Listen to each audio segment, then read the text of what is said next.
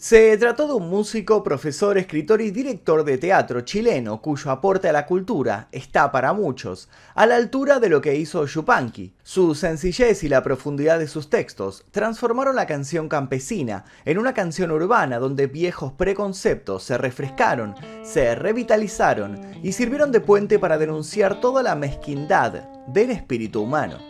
No solo es uno de los personajes más emblemáticos del movimiento social llamado Nueva Música Chilena, sino que logró catapultarse como uno de los pilares de la música latinoamericana. Su compromiso social, su activismo y su vínculo con ciertas figuras políticas lo pararon en la vereda de enfrente a la de ciertos círculos que cuando se hicieron con el poder en Chile no dudaron en marcarlo como uno de sus principales objetivos. Hoy vamos a transitar por la vida de este hombre, sus inicios, su constante labor, su lucha contra la opresión. Y cada acorde nos va a llevar, de modo inevitable, hasta un último triste estribillo que tendrá lugar el 16 de septiembre de 1973, el día que murió Víctor Jara. El martes 11 de septiembre de 1973, el hombre escuchó desde su casa las últimas palabras de su amigo y presidente, Salvador Allende, emitidas desde La Moneda. Comenzaba una nueva época en el país, una época que prometía crueldad y un excesivo derramamiento de sangre, a juzgar por los bombardeos que se convirtieron a partir de ese momento en una constante banda de sonido para el pueblo chileno. El cantautor de 40 años se despidió de su esposa, tomó su guitarra y se fue a la Universidad Técnica del Estado, hoy la Universidad de Santiago de Chile. Vio que toda la ciudad estaba cerrada. La junta militar, respaldada por Estados Unidos, imponía un toque de queda. A pesar de los tanques, las tropas, los disparos y el humo, logró llegar hasta el campus, donde se encontró con sus estudiantes y sus colegas. Juntos decidieron pasar la noche allí para presentar resistencia a las primeras horas de la dictadura, con la incertidumbre llenándolo todo. Eran casi 600 personas las que pasaron todas esas horas sumidas en amargos debates, preguntándose qué pasaría de allí en adelante. Evaluaron también modos de acción contra lo que se vendría, pero ninguno de sus planes se terminaría llevando a cabo. La mañana del miércoles, la UTE fue asediada por tropas militares que ingresaron por la fuerza, a los golpes y disparando. Pronto, todos los que se encontraban en el interior fueron llevados al patio a punta de pistola. Los obligaron a arrojarse al piso y los registraron no sin antes gritarles y asegurarles que serían fusilados si presentaban indicios de oposición. Los hombres fueron llevados al Estadio Chile, recinto deportivo que había sido convertido en centro de detención y tortura. Cuando iban ingresando al recinto con las manos detrás de la nuca como prisioneros, el músico fue reconocido por uno de los oficiales. Sin esperárselo, recibió un brutal golpe de una culata y fue sacado de la fila. El militar lo observó sonriente. No podía creer su suerte. Tenía frente suyo nada más y nada menos que al mítico Víctor Jara. El cantante tuvo el arrojo de levantar la vista y mirarlo de frente. Entonces la tempestad se desató sobre él. El otro, enardecido, se jactó de cada patada que le colocó con sus pesadas botas, en la cara, en las costillas, en la entrepierna. Una vez que Jara dejó de intentar defenderse, el militar sacó su revólver y de pronto todos contuvieron la respiración, suponiendo que aquello sería la antesala al disparo que acabaría con la vida de una de las voces más reconocidas del momento. Sin embargo, el militar aún no deseaba deshacerse del artista. Aún quería divertirse un poco más con él. Lo golpeó con su arma mientras le abría nuevas heridas en su cuero cabelludo. Un Víctor Jara cubierto de sangre fue conducido por otros militares hasta un aula, donde estaban parapetados los oficiales de rango más alto. Tener allí a aquel sujeto era casi un trofeo. Lo golpearon un poco más entre carcajadas, antes de someterlo a un duro interrogatorio que lo tendría toda la noche recibiendo insultos y vejaciones varias. Recibió el amanecer privado de un tratamiento médico, de comida o de bebida. En un determinado momento, entre el día 13 y el 14 de septiembre, el guardia encargado de vigilarlo abandonó su puesto. Sus compañeros, que todo el tiempo estuvieron pendientes de la situación, aprovecharon el descuido y sacaron a Víctor del sitio.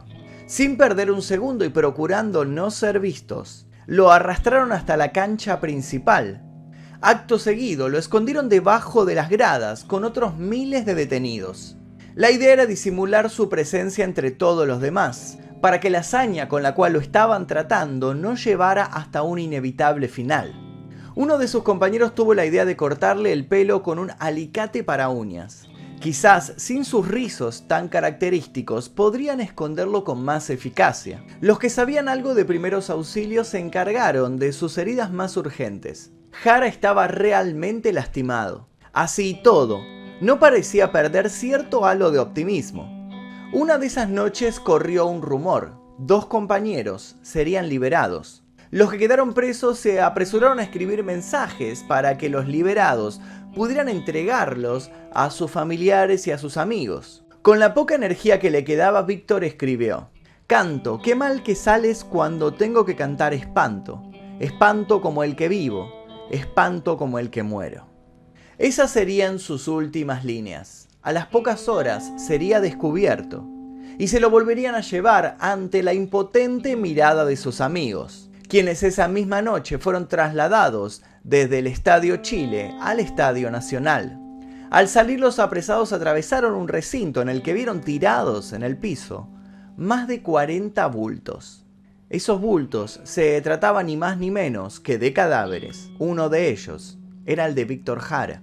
Muchos no pudieron contener las lágrimas a pesar de saber que eso les iba a significar más y más golpes.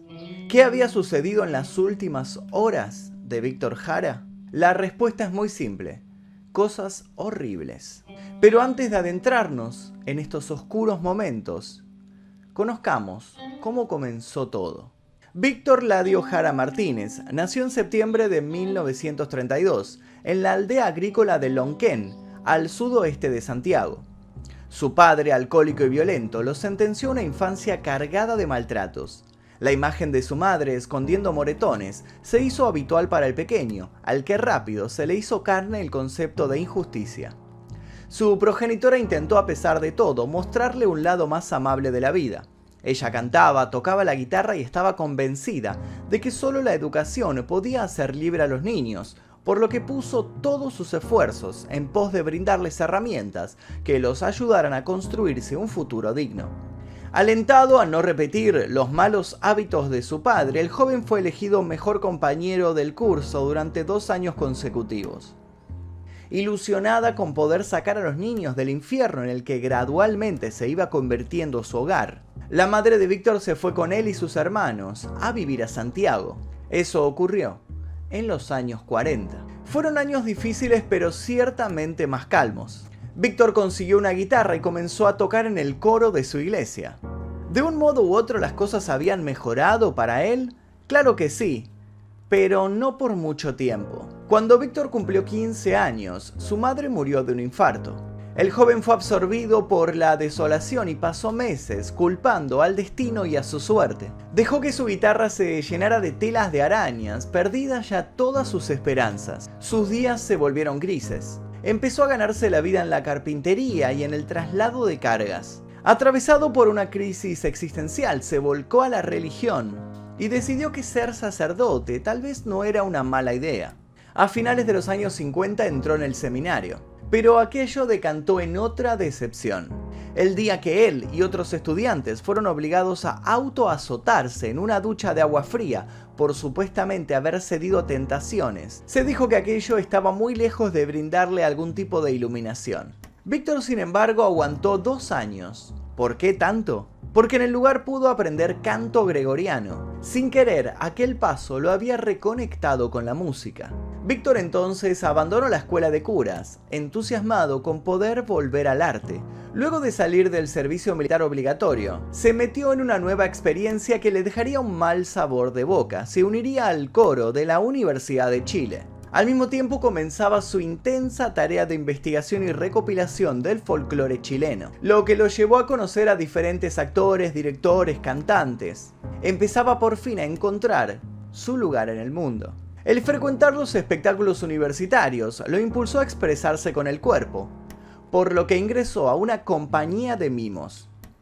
Con gran entusiasmo y motivado como nunca antes, completó las carreras de actuación y dirección en la Escuela de Teatro de la Universidad. Allí conoció a Joan Turner, una bailarina británica que desde 1954 vivía en Chile. El flechazo fue inmediato. Años después se casarían y seguirían juntos hasta el final, el triste y trágico final. Pero no nos adelantemos. En aquellos años llenos de aprendizaje, Víctor también conoció a Ángel Parra y comenzó a frecuentar la casa de su madre, la célebre Violeta Parra. La mujer escuchó la voz de Víctor y con total seriedad le dijo que debía seguir cantando, que no debería dejar morir esa pasión.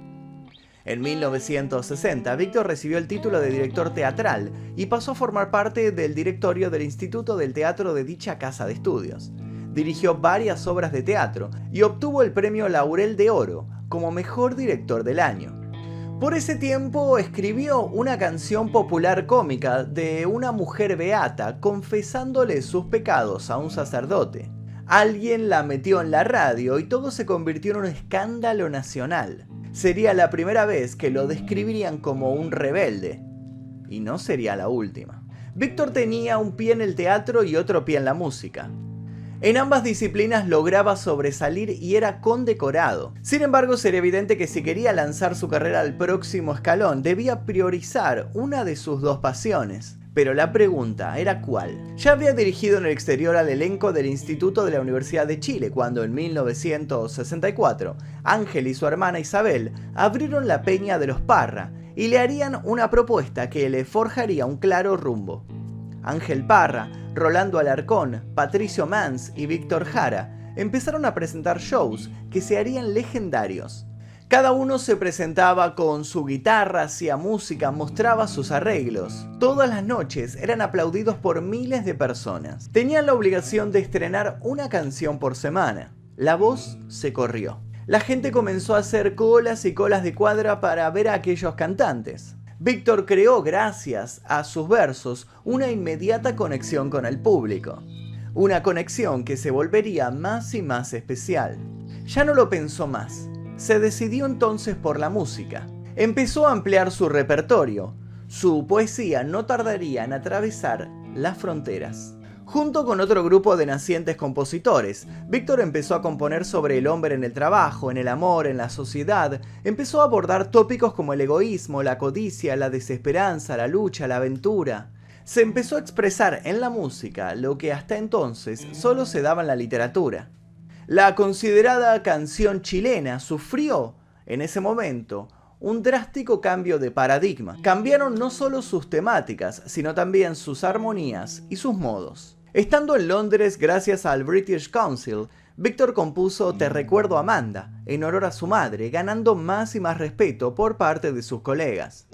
En 1967, publicó su primer álbum musical titulado Víctor Jara. En 1968 pasó a ser el director artístico del conjunto de música popular Quilapayún, pero aún faltaba un hito que terminaría de catapultarlo. Si bien ya había mostrado compromiso con ciertas causas, fue la matanza de 90 campesinos cerca de Puerto Montt, lo que marcaría el inicio de sus canciones de confrontación política. La masacre de Puerto Montt, también conocida como Matanza de Pampa Irigoyen, fue una masacre por parte de fuerzas policiales de Chile, ocurrida en la ciudad de Puerto Montt el 9 de marzo de 1969, durante el gobierno demócrata cristiano de Eduardo Frei Montalva. En el hecho, 11 pobladores murieron a manos de efectivos de Carabineros de Chile, durante el desalojo de una ocupación ilegal de terreno. Entre los fallecidos había un pequeño de 3 meses que sucumbió por culpa de los gases lacrimógenos. 90 personas, entre pobladores y carabineros, resultaron heridas de diversa gravedad, según la versión oficial. La tragedia causó conmoción nacional y provocó una grave crisis política en el interior del gobierno. En una gran manifestación, Víctor se explayó con una canción en la que denunciaba al encargado de ordenar a la policía a abrir fuego contra los campesinos. Esa persona no sería otra que el ministro de Interior de la época, Edmundo Pérez, su hobbit, quien más tarde, en 1971, sería asesinado por un grupo de extrema izquierda. El segundo álbum de Víctor, Pongo en tus manos abiertas, de 1969, coincidió con el respaldo que prestó a la candidatura de la Unidad Popular de Salvador Allende como militante de las Juventudes Comunistas. Millones de activistas fueron conmovidos por sus acordes, encontrando en sus composiciones una clara muestra de un ideario generacional que buscaba anteponerse a estereotipos que ya estaban en desuso. Tal fue el impacto de aquellas canciones que su éxito internacional llevó a Jara más allá de su Chile natal para cantarlas en cualquier manifestación progresista o concentración universitaria de otros tantos países, particularmente en la España de la transición. En 1970, dando muestra de un espíritu cada vez más inquieto, Víctor publicó Canto Libre, El derecho de vivir en paz y La población, creaciones de gran belleza que lo reafirmaron como uno de los máximos exponentes latinoamericanos. Como si esto fuera poco, durante el periodo de gobierno de Allende fue nombrado embajador cultural del gobierno, en cuyo cargo desarrolló una amplia labor. Los organizadores empezaron a invitarlo a tocar y cantar en un evento tras otro. Alternó su agenda con viajes a la Unión Soviética y a Cuba. Pero entonces llegaría la dictadura de Pinochet, ese oscuro momento con el cual comenzaba nuestro relato. Volvamos a su secuestro y a sus últimas horas. Antes de haber sido encontrado muerto, Víctor fue trasladado a una de las habitaciones de los camarines del recinto. Allí le quebraron las manos a pisadas y culatazos. Lo obligaron a intentar tocar una guitarra. Se burlaron de él, lo abofetearon y lo siguieron torturando. Quien más lo insultó fue el teniente Edwin Dimter Bianchi, conocido como el Príncipe. Los militares comenzaron a jugar a la ruleta rusa, poniéndole un arma en la sien y dejando cada intento librado a la suerte. Hasta que una explosión resonó en todo el lugar.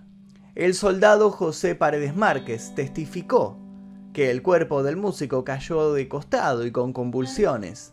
El príncipe entonces ordenó que lo acribillaran. Llovieron sobre Víctor Jara 43 balas. Durante la madrugada, dos vecinas de una población cercana al cementerio metropolitano de Santiago encontraron en un sitio en apariencia abandonado 6 cuerpos. Al darlos vuelta, descubrieron que uno de ellos era el del famoso músico. Junto a otras personas, lo llevaron al servicio médico legal. Allí, uno de los funcionarios también lo identificó y se procedió a darle la terrible noticia a su esposa. Gracias a la ayuda de otros compañeros, Joan, devastada, logró sacar al hombre con el que había compartido su vida de allí para enterrarlo en un nicho en el cementerio general. Procuraron no poner una placa con su nombre, para que los militares no pudieran dar con él. Recién 36 años después, su cuerpo sería trasladado a otro lugar, donde diariamente recibe el cariño del pueblo chileno por su lucha, por su entrega y por su lealtad. Los restos de Víctor Jara fueron exhumados en junio de 2009 como parte de una investigación sobre las causas de su muerte durante la dictadura. Su identidad fue corroborada en un laboratorio estadounidense. El 4 de diciembre se celebró un funeral póstumo. El sepelio fue organizado por la familia del cantante y un amplio grupo de voluntarios. Su viuda y 2 hijas, Manuela y Amanda, organizaron la primera guardia de honor junto al ataúd. En el mismo ataúd donde fue enterrado secretamente el 18 de septiembre de 1973 el cantautor y director teatral comenzó a recibir un tardío homenaje, en una ceremonia que mezcló canto, demostraciones de afecto popular y clamor para que se haga justicia por su asesinato. Cuando su féretro arribó a la Pérgola de las Flores, a un costado del río Mapocho, camino al cementerio, miles de personas le lanzaron claveles rojos. Antes de que fuera enterrado, los familiares del cantautor dedicaron un discurso a la memoria de Jara.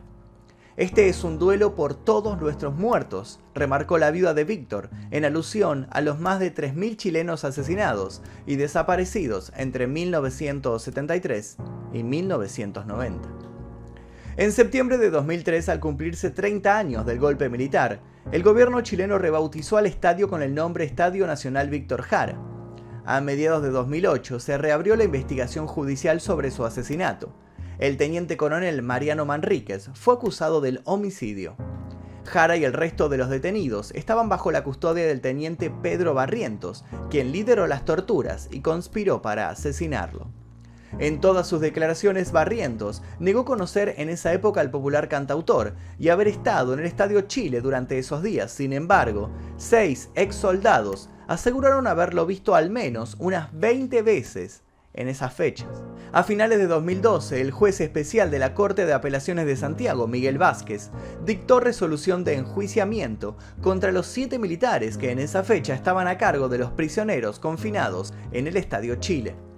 El autor material del asesinato, es decir, quien disparó contra Jara, Pedro Barrientos, vive en Estados Unidos desde 1989 y contra él hay un pedido de extradición formulado por el Tribunal Supremo chileno. En 2016 fue condenado a pagar a la familia $28 millones de indemnización por daños y perjuicios. 2 años después, el juez chileno Miguel Vázquez dictó la sentencia mediante la cual 9 militares en retiro fueron condenados a 15 años más un día de prisión por el horrendo crimen cometido contra el compositor y cantante. Sin embargo, la condena sería revisada en 2021. A 48 años de los crímenes, la Sala de la Corte de Apelaciones chilena aumentó de 15 a 25 años las condenas de cárcel, fallo que vence, según el abogado de la familia Jara, la impunidad que durante años reinó en lo referente a los muertos durante los años con Pinochet en el poder. Más allá de todo, la pregunta sigue vigente. ¿Se hizo realmente justicia? ¿Existe realmente la justicia en casos como este? Víctor Jara murió, sí, pero su voz no se apaga. Sus canciones no pudieron ser acalladas aquel oscuro 1973, mucho menos su mensaje. Sus versos son, aún hoy en día, bandera para los pueblos pobres y oprimidos del mundo, reinventándose incluso después de la muerte de su autor. Y es que ya lo dijo el propio Jara en su momento, ahí donde llega todo y donde todo comienza, canto que ha sido valiente, siempre será una canción nueva. Y hasta aquí el video sobre la vida y la muerte de Víctor Jara. Espero que les haya interesado esta investigación que realizamos. Si les interesó, los invito a dejar su like, suscribirse y activar notificaciones. También los invito a dejar un comentario con sugerencias para posibles futuros videos. Les dejo un par de videos aquí para que sigan haciendo maratón. Sin nada más que decir, me despido. Mi nombre es Magnum Mephisto. Nos veremos seguramente en el próximo video. Adiós.